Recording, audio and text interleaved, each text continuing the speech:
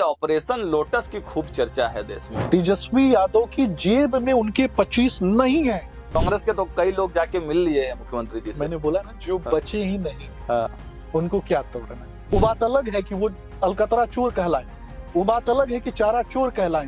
कौन तेजस्वी यादव जिसके अधिकारों को छीन लिया गया, जिसकी पार्टी जयचंद चलाते हैं। कहीं बाकी के प्रदेशों में तो आप लोग खुल के बोलते हैं। मैं वही बता रहा हूँ। बिहार में अभी भी मजबूरी है ना आपके साथ। बोला बार बार मुख्यमंत्री जी का, पूर्व मुख्यमंत्री जी के यहाँ जाना आशीर्वाद लेने तक ही सीमित है। ऑपरेशन लोटस की खूब चर्चा है देश में, बिहार में भी करने के फिराक में आप लोग। मैंने आपको बोला कितनों को तोड़िएगा। मैंने आपको बोला ना कि एक दुकान, और दुकान में जब कोई सामान बेचता है, राष्ट्रीय जनता दल दुकान है, राष्ट्रीय जनता दल पार्टी नहीं है। गैंग्स ऑफ राष्ट्रीय जनता दल कहता हूं मैं। गिरोहों का गिरोह।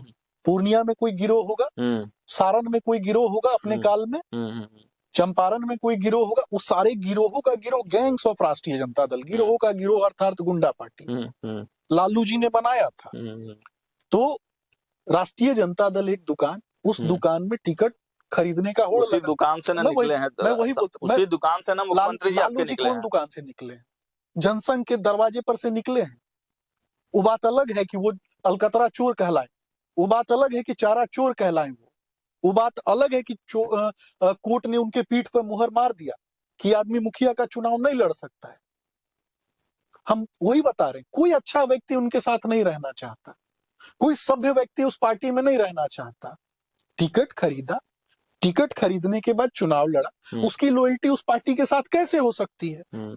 अब जिसकी लॉयल्टी नहीं है उस पार्टी के साथ, सम्राट जी ने भी टिकट, वो तो जाएगा ही जाएगा। सम्राट जी ने टिकट खरीदा था राजद से। ये तो मैं तो वही पूछ रहा हूं ना आपसे। मैं सबसे पहले लालू जी की मानसिकता पर बोल रहा हूं। मैंने बोला ना कि कोई सभ्य व्यक्ति ऐसी मानसिकता के साथ नहीं रह सकता। मैं तो पूछ रहा हूँ, लालू जी, तेजस्वी यादव, लालू प्रसाद यादव से एक बार जाकर के पूछें कि जनसंघ के दरवाजे पे क्यों छेछरिया काटते थे। ये भी तो बताना पड़ेगा। छेछरिया का ट्वीट देखे होंगे आप सम्राट जी के भाषण के बाद। मैं आपको सिर्फ इतना बोलूंगा कि जिसके भाई ने जिसको चप्पल योजना के तहत घर से बाहर निकाल दिया और जिसके अधिकारों को छीन लिया गया, जिसकी पार्टी जयचंद चलाते हैं, जिसकी पार्टी ही नहीं है, उस पर बहुत ज्यादा बोलना नहीं है। लंबा चौड़ा पोस्ट डाला था। वही बोल रहा हूँ ना, पोस्ट, ये पूरा खानदान पोस्ट वाला है। ये पूरा खानदान पोस्ट वाला है। उससे ऊपर जमीन पे कुछ नहीं है। मैं बोला ना, जिसके भाई ने चप्पल योजना के तहत निकाला हो घर से। अब आप लोग तेज प्रताप, तो भाई से लड़े ना कि कौन सा योजना चल रहा था, चप्पल योजना। तेज प्रताप यादव भी डोरे डाल रहे हैं एनडीए पे। देखिए, मेरा स्पष्ट रूप से मानना है, राष्ट्रीयोदय, ग्रामोदय और अंत्योदय, ये हमारा लाइन है। समाज सेवा और भारत को कहीं ना कहीं दुनिया के फलक पे पहुंचाना है, विश्व क्षितिज पर पहुंचाना है। इसमें भारत में जन्मा हुआ प्रत्येक व्यक्ति, उसका योगदान हो सकता है, बशर्ते वो अपने आचरण की शुद्धता बरकरार रखे। अच्छा, एक चीज मुझे बताइए, जब से बिहार में नई सरकार बनी है, सम्राट चौधरी बिहार के सम्राट बने हैं, एक लाइन कहा जा रहा है कि सम्राट नीतीश के और मुख्यमंत्री भाजपा का कैसे होगा? देखिए, मैंने आपको पहले ही कहा, आप भारतीय जनता पार्टी के अगर काम करने के तरीके को समझिए। हमारे लिए सबसे पहले राष्ट्र प्रथम है, हमारे लिए सबसे पहले राज्य प्रथम है, हमारे लिए सबसे पहले राज्य की जनता प्रथम है। राष्ट्रीय जनता दल की अगर आप बात करेंगे तो राष्ट्रीय जनता दल की एक अलग इंडी गठबंधन के साथ मानसिकता रही, जिसने पूरे देश में कहीं ना कहीं परिवारवाद की जो मानसिकता है और उसकी जो गहरी जड़ें हैं उसको चलाने का काम किया। दूसरे तरफ जो भारतीय जनता पार्टी है, हमारे साथ जनता दल यू है, हमने पूरक के तौर पर उस समय के मुख्यमंत्री आदरणीय नीतीश कुमार जी ने जंगल राज से बिहार को बाहर निकाला। उस समय के मुख्यमंत्री आदरणीय नीतीश कुमार आज भी आप लोग डिपेंडेंट है ना नीतीश कुमार जी पे? हम पूरक हैं, हम एक दूसरे के पूरक। आपके कोर एजेंडे, भाजपा के कोर एजेंडे लागू नहीं होंगे बिहार में? भारतीय जनता पार्टी का अंत्योदय और जनता दल यू और एनडीए का सबके साथ सबके विकास का उद्देश्य, यूसीसी लागू नहीं होगा बिहार में? देखिए, मुझे लगता है कि आने वाले समय में चीजें स्पष्ट हो जाएंगी। बहुत ज्यादा किसी चीज को कुरेदना नहीं चाहिए। मुझे लगता है कि आने वाले समय में बहुत सारी चीजें क्लियर होने वाली हैं कि हम बिहार के विकास के लिए क्या क्या करने जा रहे हैं। मतलब भाजपा के कोर एजेंडे तो हमारा कॉम्प्रोमाइज मोड में है भाजपा। एनडीए का कोर एजेंडा राष्ट्रीयोदय है, एनडीए का कोर एजेंडा ग्रामोदय है, एनडीए का कोर एजेंडा अंत्योदय है। ये एनडीए का एजेंडा है। मतलब हमेशा कॉम्प्रोमाइज है आप मैं लोग। ये बोल रहा हूँ, हमेशा इस बात को क्लियर रखना है। धर्मो रक्षित रक्षिता, और राष्ट्र धर्म से बड़ा कोई धर्म नहीं होता। कहीं कोई बाकी के प्रदेशों में तो आप लोग खुल के बोलते हैं सुमित जी। मैं वही बता रहा हूँ, बिहार में अभी भी मजबूरी है ना आपके साथ। बोला मैंने, कहीं हम कॉम्प्रोमाइज आप केवल सीएम बनाए हैं। ये आप बता रहे हैं ना, ये आप बता रहे हैं। आप कितना भी कुरेद ले मुझे, मैं आपको सिर्फ इतना कह रहा हूँ। कुरेदना नहीं, बाकी के प्रदेशों में तो आप खुलकर बोलते हैं ना सुमित जी। देश में जो चीजें लागू हैं, देश के लिए जो कानून हितकर है, और देश में बिहार भी आता है, सभी जगह एक ही कानून हो। तो फिर यूसीसी क्यों नहीं बिहार? धीरे धीरे सारी चीजें लागू होगा यूसीसी। मैं बता रहा हूँ ना, धीरे धीरे कैमरे पे बोलिए सुमित भाई, यूसीसी लागू करेंगे बिहार में। निश्चित तौर पर सारी चीजें आपके संज्ञान में होंगी। बिहार के लिए जो सबसे श्रेष्ठ होगा वही होगा, बिहार के लोगों के लिए। मतलब फ्रंट फुट, मेरा देखिए एक ही सवाल है, फ्रंट फुट पे भाजपा के, ये आपको लगता है? हाँ। ये आपको लगता है? हम दोनों एक दूसरे के पूरक हैं, एनडीए के सभी घटक दल एक दूसरे के पूरक हैं। सबका उद्देश्य पूछ के डिसीजन लेते हैं, सब लेंगे, सब साथ मिलकर काम करते हैं। बार बार मुख्यमंत्री जी का, पूर्व मुख्यमंत्री जी के यहाँ जाना आशीर्वाद लेने तक ही सीमित है। मैंने वही बोला ना कि दिक्कत क्या है, समस्या क्या है।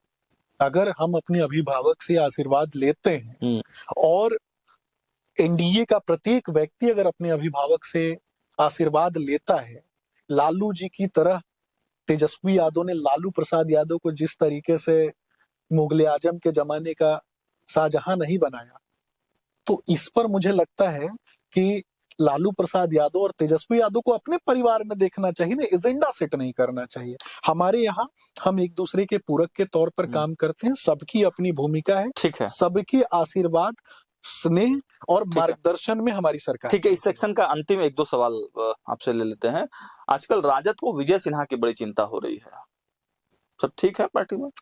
मैंने बोला कि स्पष्ट बता दिया आपको, तेजस्वी यादव एजेंडा सेट करने की कोशिश कर रहे हैं, और एजेंडा में आप फंसते जा रहे हैं। ये ऐसा तेजस्वी यादव को हो सकता है लगता हो, लेकिन पिछली बार भी चुनाव के दौरान तेजस्वी यादव को ऐसा लग रहा था, जनता ने उनको 25 पे निपटा दिया। अब वो अपनी जेब में हाथ डाल के देख लें कि वो 25 उनके बचे हुए हैं कि नहीं बचे हैं। और तोड़िएगा, जो है ही नहीं उसको तोड़ने की क्या जरूरत है। मतलब और तोड़ने के फिराक में है, क्योंकि कांग्रेस के तो कई लोग जाके मिल लिए हैं मुख्यमंत्री जी से। मैंने बोला ना, जो बचे ही नहीं है उनको क्या तोड़ना, अब नहीं बचने दीजिएगा। मैंने कहा ना कि जो बचे ही नहीं है, दुकान से कितने, मैंने बोला ना, दुकान से सामान खरीदने वालों की लॉयल्टी दुकान के लिए नहीं होती।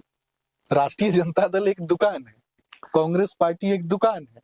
तो देखिए सुमित भाई की यही खासियत है, बहुत डीप जो है नॉलेज रखते हैं और पूरा अध्ययन करके विषयों को बड़ा क्लियर कट समझाते हैं। तो सुमित जी, कुछ आपके निजी जीवन के बारे में भी हम लोग जानना चाहेंगे कि पहले तो आप यूपीएससी के बच्चों को पढ़ाते रहे हैं और अब राजनीति में हैं, तो क्या ऐसा हुआ जो राजनीति में आना पड़ा?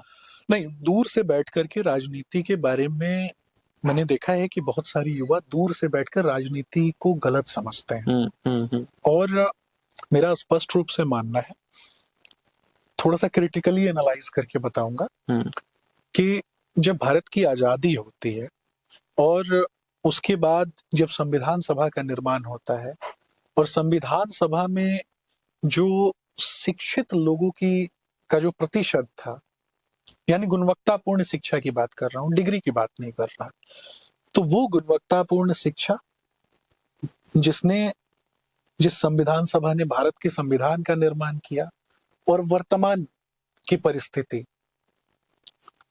कहीं ना कहीं मुझे लगता था कि ये सारी चीजें 2014 के पहले तक मेल खाती हुई नहीं दिखती थी। तो मुझे लगा कि युवाओं को, शिक्षित युवाओं को और सामान्य परिवार के युवाओं को राजनीति में आना चाहिए। जब तक प्लेग्राउंड में नहीं आएंगे तब तक बाहर बैठ करके किसी भी फील्ड को, राजनीति को गलत नहीं बोल सकते। और राजनीति वो माध्यम है जिसके माध्यम से हम कहीं ना कहीं अपने विचारों को, राष्ट्रीय सभ्यता संस्कृति को, अपने देश के गुण और कौशल प्रतिभा को कहीं ना कहीं एक उचित स्थान प्रदान कर सकते हैं।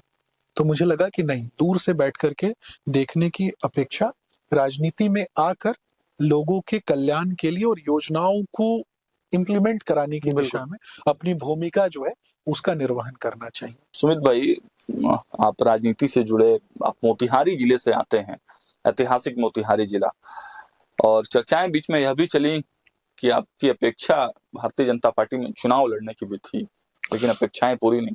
निश्चित तौर पे पार्टी तय करती है कि किसको कौन सा स्थान देना है। चुनाव लड़ने की इच्छा थी, टिकट मांग रहा था, और मांगना भी चाहिए। प्रत्येक व्यक्ति जब अपने संगठन के लिए काम करता है तो चुनाव एक प्रक्रिया है जिसके माध्यम से जब आप विधानसभा अथवा लोकसभा में बैठते हैं तब आप अपने लोगों के लिए, अपने परिवेश में आने वाले जो लोग हैं उनके लिए कुछ काम करने की संभावनाएं और ज्यादा बढ़ जाती हैं। तो निश्चित तौर पे मायूसी हुई टिकट नहीं मिलने पर? देखिए, पार्टी तय करती है, पार्टी युवाओं को मौका देती है, पार्टी ने कई युवाओं को मौका दिया। अब उस क्रम में मेरा नंबर नहीं आया तो मायूस क्यों होना। हम एक विचारधारा, उसी जोश के साथ, हम निश्चित तौर पे उसी जोश के साथ, आपने देखा होगा उस जोश में कभी कोई कमी नहीं होती है। 24 मुझे तो लगता है और ज्यादा जोश में आ गया। 24 घंटा सातों दिन मैं पार्टी के लिए काम करता हूँ, आगे भी करता रहूंगा। और ईश्वर से कई बार प्रार्थना होती है कि बीमार नहीं पड़ूं ताकि काम जो है वो हैम्पर ना हो, काम होता रहे, काम चलता रहे। और कई बार जैसे कि यहाँ पॉडकास्ट करने के बाद भी महीने में कई सारे दिन जो है वो दिल्ली में भी जाकर के बोलना होता है, विभिन्न चैनलों के स्टूडियो के माध्यम से। कई जगह बहुत सारी यूनिवर्सिटीज हैं जहाँ पे मोटिवेशनल लेक्चर्स वगैरह देने के लिए भी जाना होता है। दूसरे राज्यों में भी, कभी मध्य प्रदेश, कभी राजस्थान, कभी दिल्ली, इन सभी क्षेत्रों में युवाओं के साथ संवाद करना होता है। बिल्कुल, शिक्षित युवा पीढ़ी के साथ मिलना जुलना होता है। मैंने देखा मोतिहारी में आपने खूब काम किया, चुनाव से पहले भी, चुनाव के दरमियान भी। देखिए, पूर्वी चंपारण मोतिहारी मेरा घर है, वहाँ का एक एक व्यक्ति जो है वो मेरे परिवार का सदस्य है, मेरे हृदय से जुड़ा हुआ है, मेरी अंतरात्मा। बड़े नेताओं की वजह से टिकट नहीं मिला? देखिए, मैं सिर्फ इतना कहूंगा, मेरी अंतरात्मा मोतिहारी में बसती है, मेरा परिवार है मोतिहारी। एक एक व्यक्ति, किसी भी जाति, मजहब, पंथ, संप्रदाय का व्यक्ति हो, वो मेरा अपना है। मैं सारे लोग मुझे इतना स्नेह और प्यार दिया है कि मैं इस जन्म में तो कभी वापस नहीं लौटा सकता हूँ। तो एक माध्यम था, चुनाव लड़ने के लिए टिकट मांगा, किसी कारणवश नहीं मिला। कुछ लोग, कहा जाता है कि चंपारण में कुछ लोगों की टूटी चलती है, भारतीय जनता बिना पार्टी, उनके आदेश के पत्ता नहीं डोलता है भाजपा। सिर्फ इतना कहूंगा कि चंपारण ही नहीं, प्रत्येक स्थान पे देश में लोग भारतीय जनता पार्टी से स्नेह करते हैं। भारतीय जनता पार्टी का भगवा ध्वज, कमल का निशान, जो राष्ट्रीयोदय, ग्रामोदय और अंत्योदय का प्रतीक है, व्यक्ति नहीं विचारधारा है पार्टी, और आगे भी व्यक्ति नहीं, सदैव विचारधारा ही रहेगी पार्टी। सुमित जी, कभी ऐसा भी दौर आया जब कोई ऐसा डिसीजन हुआ पार्टी में जो सुमित शशांक को पसंद नहीं था, लेकिन एक प्रवक्ता होने के नाते उस डिसीजन को ठीक कहना या टीवी डिबेट्स में उस पर बोलना आपके लिए मजबूरी हो गई? नहीं, ऐसा कभी नहीं है। मुझे अपने पार्टी के द्वारा लिए गए फैसलों पर, अपने शीर्षस्थ नेताओं के द्वारा लिए गए फैसलों पर गर्व होता है, और गर्व होता है चाहे वो सम्राट चौधरी जी को मुख्यमंत्री। निश्चित तौर पे मुझे गर्व होता है अपनी पार्टी के नेताओं पे। मेरी पार्टी के नेता, मेरी पार्टी का शीर्ष नेतृत्व जब कोई फैसला लेता है और उस फैसले का आउटकम जब कुछ दिनों के बाद सामने निकल करके आता है, तो मस्तक गर्व और अभिमान के साथ उठ जाता है कि मेरे पार्टी के नेताओं की दूरदर्शिता को देख करके, कि मेरे पार्टी के नेता अपने देश के लिए और अपने राष्ट्र के लिए कितना समर्पित। एक पॉलिटिकल, इसमें मैं छोटा सा सवाल आपसे ले लेता हूँ। तेजस्वी यादव ने भी इस बात की जिक्र की, और भाजपा में भी कुछ लोग अंदर खाने में चर्चाएं हैं। तेजस्वी यादव ने कहा कि पगड़ी संभाल के रखिएगा सम्राट जी, उस पगड़ी पर विजय सिन्हा जी की नजर आप है। किसकी बात करते हैं? आपके पार्टी में भी मैं तो वही बोल रहा हूँ ना, आप किसकी बात करते हैं? कौन तेजस्वी यादव? अपनी जेब में हाथ डाल के देख लेना। आपको लग रहा है विजय सिन्हा जी के मैं साथ ठीक हुआ? छोड़ दीजिए मैं तेजस्वी ये यादव, बोल रहा हूँ छोड़ दीजिए मैं ये राजद बोल को। रहा हूँ मैं ये बोल रहा हूँ कि जेब में हाथ डाल के तेजस्वी यादव देख ले, 25 उसके पास है। तेजस्वी यादव की जेब में उनके 25 नहीं है। तेजस्वी यादव को पहले अपने 25 को इकट्ठा करना चाहिए। भाजपा में 2 फाड़, 3 फाड़, 4 फाड़ नहीं है? मैं ये बता रहा हूँ, गुटों में भाजपा नहीं विभक्त है? कभी नहीं। जिसको भ्रम होगा, सम्राट जी ये के बनने राष्ट्रीय जनता दल नहीं है। सम्राट जी के मैं वही बता रहा हूँ ना, सीएम बनने से कोई असमंजस नहीं है? कोई असमंजस नहीं है। हमें गर्व है अपने शीर्ष नेतृत्व पे, और शीर्ष नेतृत्व के फैसले पर हमें अभिमान है कि राष्ट्र सेवा, ग्राम सेवा और अंत्योदय के प्रतीक के रूप में उन्होंने ऐसे शीर्षस्थ नेताओं को चुना है। अंत में 1-2 सवाल रैपिड फायर के रूप में, ये भाई इस प्रवक्ता जी कार्यक्रम का पार्ट है। पसंदीदा सबसे फेवरेट लीडर कौन है सुमित शशांक का? नरेंद्र मोदी। नरेंद्र मोदी जी। कुछ नेताओं के नाम अगर हम आपको बोले और उसके बारे में अगर आपको एक शब्द बोलना हो तो क्या कहेंगे इस पर? सबसे पहला नाम Rahul Gandhi. Non serious, non political, destructive व्यक्ति जो देश को विभाजनकारी शक्तियों के गोद में डाल करके देश को डिसमेंटल करना चाहता हो। सोनिया गांधी। सेम। सम्राट चौधरी। एक विजनरी व्यक्ति जिन्होंने man of words, man of commitment, और जिन्होंने अगर कुछ कहा है तो वो निश्चित तौर पर पूरा होगा। बिहार के संदर्भ में, काम के संदर्भ में, और भारतीय जनता पार्टी की उस विचारधारा को आगे ले जाने वाले, जहां श्यामा प्रसाद मुखर्जी जी ने और हमारे शीर्षस्थ नेताओं ने कहा कि हम अंत्योदय करेंगे, ग्रामोदय करेंगे। नीतीश कुमार। सामाजिक न्याय के प्रणेता। संजय सरावगी। संगठनात्मक गुण और कौशल के प्रति निश्चित तौर पर संगठन को नई मजबूती और नई शक्ति दिखाने वाले प्रणेता के तौर पर उन्होंने अपने आप को साबित किया है। चलिए, तो आपने हमें समय दिया, आपका बहुत बहुत शुक्रिया सुमित जी, बहुत धन्यवाद आपका। धन्यवाद।